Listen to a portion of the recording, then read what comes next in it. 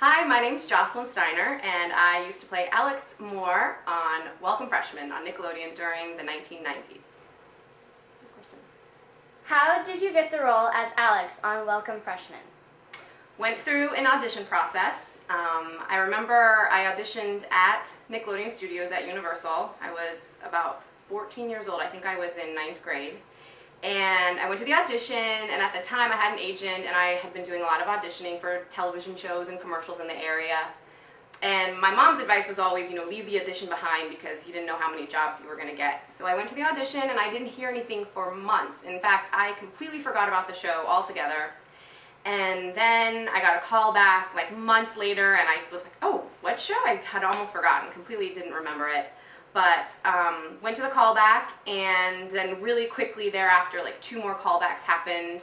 And I remember one of the other girls that was a final contender for my part was a girl named Brittany Daniel, who actually went on to star in the Sweet Valley Twins TV series on a different network. So yeah, it was just through an audition process. I had an agent, and Nickelodeon was hiring. And it turned out, really interestingly, the entire cast of Welcome Freshmen were all local. Everyone was from the Central Florida area. So that was pretty unique. What was a typical day like at Nick Studios? Depending on whether we were rehearsing or filming, the days were different. When we first started filming the show, we worked after school. So some of us stayed enrolled, including myself. I stayed enrolled in Normal High School, and I would go to classes in the morning, and then in the afternoon my mom would drive me to Orlando, and rehearsals would start about 3:30 in the afternoon, and we would rehearse for however many hours. And then on filming, we would film either on Saturday and Sunday or Sunday and Monday. So if we filmed Sunday, Monday, I would take Monday off from school and make up my assignments later. But at first we filmed on Saturdays and Sundays. And sometimes my call time would be 6 in the morning, and sometimes it would be 8 or 9. And then we would go to the soundstage and film all day until we were done. And then later on with the show, we actually started having an on-set tutor. So I would go for tutoring in the morning during the weekdays, and then we would have rehearsals in the afternoon and evening, and then film 2 days a week. And that would be one episode. It took up 1 week, 5 days of work. One memorable episode is when the cast sung Mystery Meet at the School. Do you have a favorite episode? My favorite episodes were anytime we got to dress up in character costumes. So, for example, in the early years, we did the Mr. History episodes, or the scenes with Mr. History. I'm sure you remember those.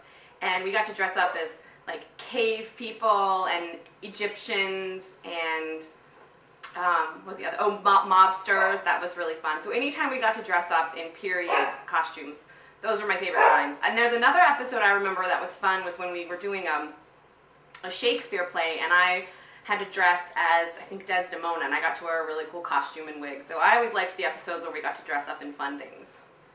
Do you remember other shows being filmed where you were at? Yes, in fact, Clarissa Explains It All filmed. There were 2 sound stages at Nickelodeon, Soundstage 1 and Soundstage 2, and Clarissa Explains It All was filming during the time that we were filming. Oh, also 15 filmed. They came down, originally 15 filmed in Canada, and then they came down to Florida and filmed on the other soundstage. There was a show called Hi Honey, I'm Home that filmed. That one I think only did 1 season. And then Roundhouse also filmed during the same time as us. So. You also appeared on the game shows Get the Picture and Double Dare. What was that like? That was a lot of fun because we got to be ourselves, and we got to pair up with just regular kids, and playing the games is always fun. I actually recently watched Get the Picture. I think someone had put it up on YouTube, and I had almost completely forgotten about it, but that was a fun game show. And as I recall, Chris Lobin, who played Kevin, he and I were teammates on that show, and we did pretty good. I think we won, and we got to donate the money to charity, which was really nice. And Double Dare was fun. I remember actually Melissa Joan Hart and I played on the girls team with 2 girls, and I don't think we won all the way, but we had a really fun time playing. Like I said, it was fun because we got to be ourselves and also to interact with regular kids. Orlando, Florida had a reputation of being known as Hollywood East back in the day. Can you describe what that was like at the time and why it couldn't keep with that? As I recall when I was a kid, and this was about the time that I got interested in acting, there definitely was a lot of filming going on in Florida, which is probably how it got that reputation of Hollywood of the East. I think it was cheaper to film out there, and there was a lot of land and space. I remember doing a commercial for the 1988 Winter Olympics on a farm. And so it was a booming industry, and it was short-lived, and I just happened to be lucky and in the right place at the right time. I think maybe the reason it couldn't keep up, it just, actually what ended up happening is a lot of filming then started going to even less expensive places like Georgia, Louisiana, the Carolinas, and Florida lost its panache and just was no longer, even though they had built the sound stages, they couldn't keep up with, Hollywood is Hollywood, nothing can compare to that. So it was fun, and I'm really lucky that I was in the right place at the right time, that I was interested in it while it was booming. I think Disney World and Universal having theme parks there also helps. Do you still keep in touch with anyone from the show? I do.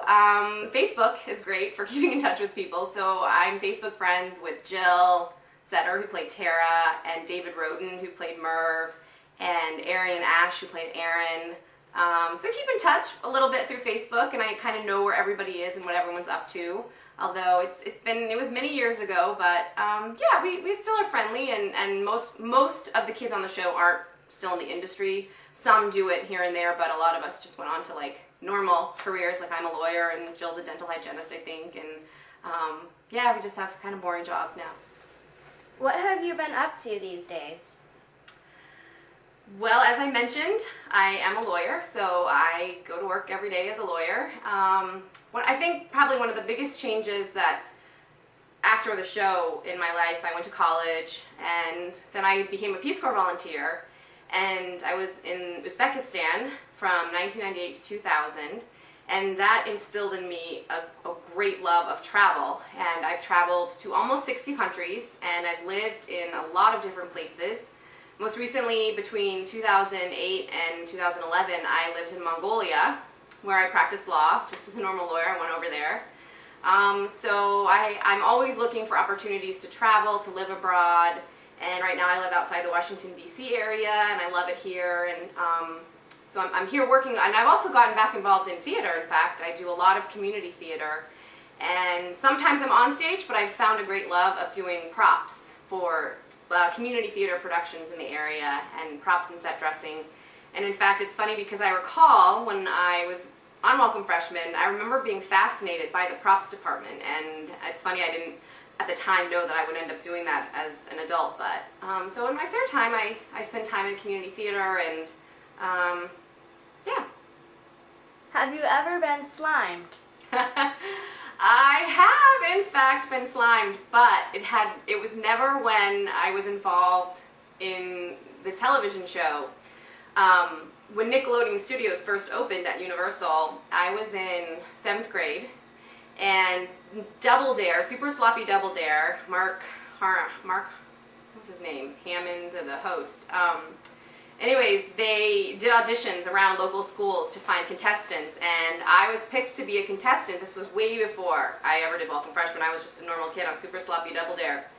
And I had to take the challenge because we didn't answer the question. I had to do the dare, and I was made into a human taco. And so I had to wear this taco shell, and then my partner had to dump beans and meat and cheese down my front, and then I had to waddle, because this taco soup you couldn't walk in it, so I had to waddle over to this lever and pull down guacamole, so green stuff all over in every part. And turns out the guacamole was actually pistachio yogurt, so it smelled pretty good. But yeah, I would consider that definitely having been slimed.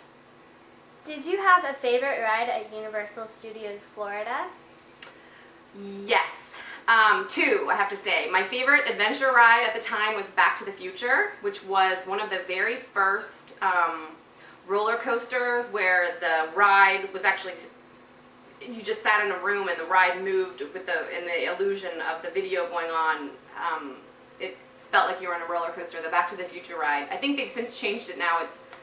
I think it went through an iteration of being The Simpsons, and I'm not sure what it is now, but Back to the Future was definitely a favorite. In fact, we used to go during filming. We would go out the door if we had like a break, and we would go and we would ride the ride and then come back and just go to the one ride. The other ride I love, and I think it's still there, is the E.T. ride. That is a great ride with the where you get in the bike and you go through and you see E.T. That's a great. I love that ride. So those are my two favorites. How do you feel knowing that Welcome Freshmen and the rest of the 80s and 90s Nickelodeon made such an impact on fans?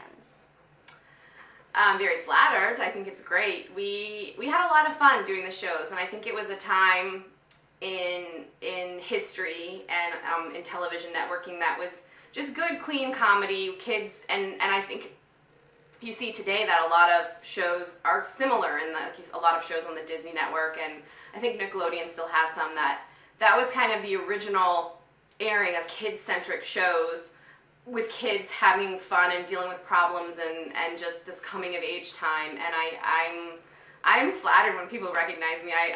For me it feels like a million years ago, and it was a great experience that shaped my life, but it was so long ago that I tend to not think about it very often, but when I meet someone who is excited to, that I was that girl in Welcome Freshmen, it's very flattering. It's very flattering. I'm like I keep saying, I was really blessed to have been a part of such a cool thing.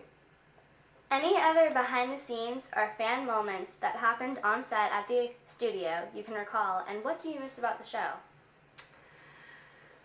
We had a lot of fun. The guys on the show were my friends. It was a great crew, and I think we were really lucky that we all really liked each other and got along. There was a lot of practical joking that went on behind the scenes. We were constantly, pranking each other and humor just amongst ourselves and trying to make each other laugh during takes and just having a good time. So I miss that camaraderie, that fellowship. It was really fun. I think also, because we got along so well, anytime there were guest stars or anytime someone came on the show, it was really fun to have them as well. Like, I remember Joanna Garcia, who's really famous now. She was on our show as like a day player, and we had fun with her. And Shanice, who sang I Love Your Smile, she was in an episode, and she was lovely. And just the people that we met and the bonding was probably what I miss most. I think that Nickelodeon Studios was a special place for kids and adults to interact with actors and TV shows and just have a lot of fun, especially somewhere like Orlando. What do you think was the best thing about it?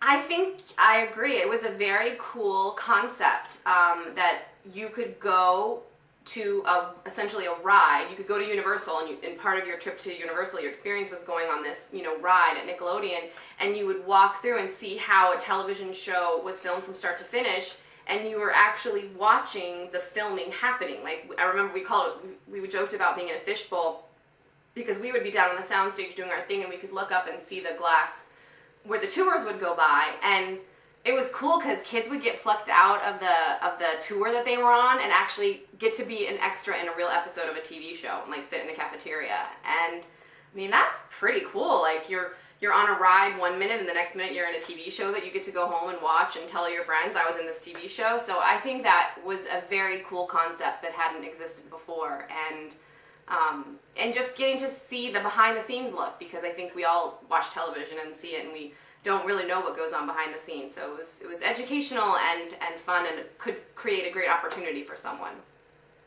Would you like to see Nick Studios be reopened? I think if the timing was right and if it was, made sense and they had great shows to produce that could give the same feeling, I think that would be awesome. I mean, it certainly was a great time and great memories for me, and it seems like it had a great impact on others, so yeah, why not? It'd be really fun to have it. I often think, wouldn't it be funny if there was a Welcome Freshman reunion, but I don't foresee that happening anytime soon, but the idea is certainly fun.